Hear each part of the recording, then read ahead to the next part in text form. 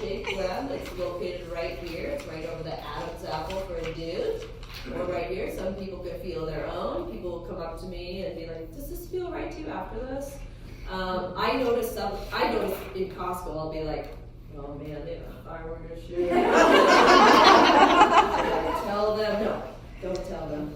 But I notice things like that. You can notice by the shadow on the people's neck, whether it's thin, fat, doesn't matter, if it's uneven or not. I feel nodules, I feel lumps, I feel bumps. Do you know what's coming back? Goiters. You know why? Because we use Himalayan salt. That's this beautiful, expensive salt. It doesn't have iodine in it. And so goiters are making it come back. It's a very simple thing. Just say it. Wow. Signs and symptoms of thyroid issues. I actually have my own that are common, but I'm going to read this list because I was like, wow, this list is from a company I use for saliva hormone testing, and I really liked it. So this is it. It's huge. Aches and pains, dry skin, fatigue, heart palps, constipation, anxiety, cold hands and feet, foggy thinking, low libido, thinning hair, brittle nails, headaches, weight gain, inability to lose weight, menstrual irregularities, depression, infertility, coldness, sleep disturbances, elevated cholesterol.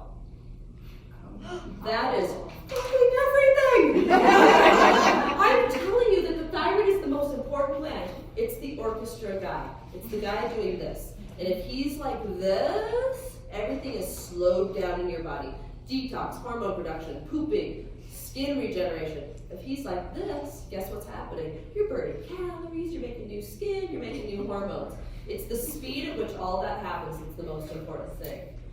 Conventional medicine is not very good at the thyroid, neither are endocrinologists, because they look at black and white. Patient comes in, they tell me all their stuff, they have every symptom on that list. And I'm like, oh, it's your thyroid.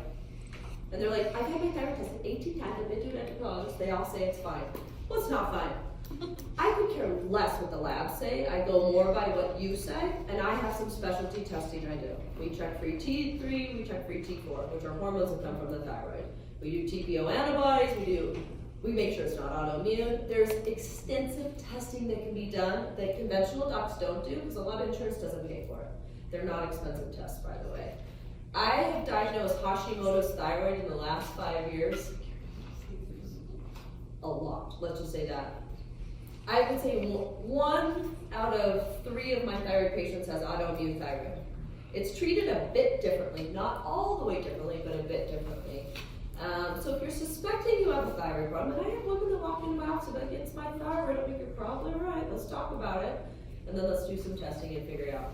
What do I use for treatment? I use compounded thyroid that I get from Becky. I use natural glandular thyroids like Armour thyroid is a brand that's popular, NP, Nature Thyroid. The sourcing issue right now is a nightmare. I do have a handful of patients who do better on synthetic thyroid. They're on Synthroid or levothyroxine. That is rare in my opinion. They're just really good converters of T4 to T3, which is the active thyroid hormone, which I test, right? There's also a whole issue that's called thyroid resistance. We don't know anything about it as scientists. Basically, it's like insulin resistance. Your thyroid's working, it's pumping out hormone, your cells are not taking it in. Your labs look beautiful and perfect, but you're not. And oftentimes you have to push the system a little bit to get those cells to start to receive thyroid hormone. Thyroid is very tricky, and I have made a couple of people hyperthyroid. I'm not going to say I haven't, but we figure it out and we go backwards. No harm done. That's never my goal, is to make someone hyperthyroid, which means speedy thyroid. Also not good. It can be autoimmune as well. Herbally, I try to deal with it, but often I have to refer to an EENT for that condition, just being truthful. What's an EENT? Ear, eyes, nose, throat guy. They're super great at dealing with parathyroid and thyroid glands, better than the endos in this valley in particular, and they work really well with me. Sometimes I do ultrasounds on thyroids. I'm going to ask questions in just a second. So testing, honestly, you can do a great thyroid panel. My cost, less than $200. If your insurance is paying for it, it will be billed $600, but that's because other people make money on those tests. And insurance does cover me sometimes too. You just have to call and ask your people. Treatment, like I said, is the glandular thyroid. Sometimes I use herbs, I use tyrosine, I use selenium for probiotics, all sorts of stuff. But it depends on what your condition comes up. Do you have anything to add, thyroid? We can compound, so a lot of people, if they're on the Thyroid or they're needing a slight adjustment, all those doses are in micrograms. So the glandulars are a broader, not quite as more accurate, but we can compound things into combinations, 1 microgram different or not. So there's tons of ways to adjust that and to get those levels. And your personal, like the labs, not all of it is your symptoms. So maybe 1 or 2 micrograms will make a difference. For the lab not moving, but you feel way better. So you're not just pigeonholed into one treatment with that. I think it's a big deal. People often ask me why thyroids would go bad, or why do so many people have thyroid issues. 100% I don't know. I do think there's chemicals that affect our thyroid. I think there's radiation that affects our thyroid that's in the wind drip. I think we don't get enough selenium. I don't think we get enough iodine. I think we get too much stress.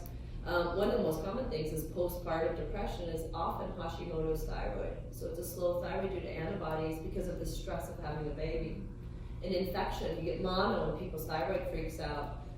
That can be a cause of a thyroid disorder. And so I test all those things on people I see. The little parathyroids, I'm just going to mention briefly, and we're not going to talk a lot. They're located on the corners of the butterfly. There's 4 of them. And they're responsible for our calcium balance in our body. And every once in a while, my calcium levels come back high, and then we'll do an ultrasound or what have you. And sure enough, they'll have a little parathyroid tumor. They go in and they surgically remove 1 or 2 or 3 of them, and people are fine. It's really not a big deal, but it's something worth monitoring because it can affect bone health more than anything else. Does anyone have questions about thyroid? Is there an age range that you typically see thyroid problems in, or is it everything? For thyroid? Well, when I see teenagers with thyroid issues, they're my easiest people to deal with, and you can often wake those thyroids up. They're not dead. I love seeing that. 25 to 40 is probably the most common age for thyroid dysfunction to start, if it was ever caught along the way. Some of my favorite stories are patients, I'll just be really candid.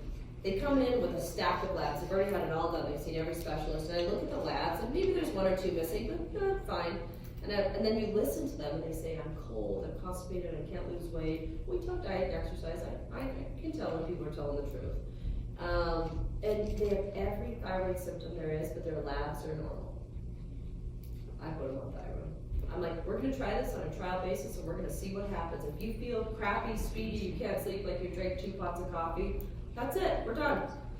Those people will come back in 2 months and be like, I feel so much better, I can sleep, I have energy, and I'm like, we have to do your labs, we have to check, make sure you're not hyper, blah, blah. Their labs will be exactly the same as they were. They never moved. That's that thyroid resistance that we don't know anything about, and the endos don't know anything about. I don't know anything about it. No one's studying it. Thyroid's cheap. But it's really interesting, and it's actually really sad. And I'm like, we can make you poop with a little thyroid.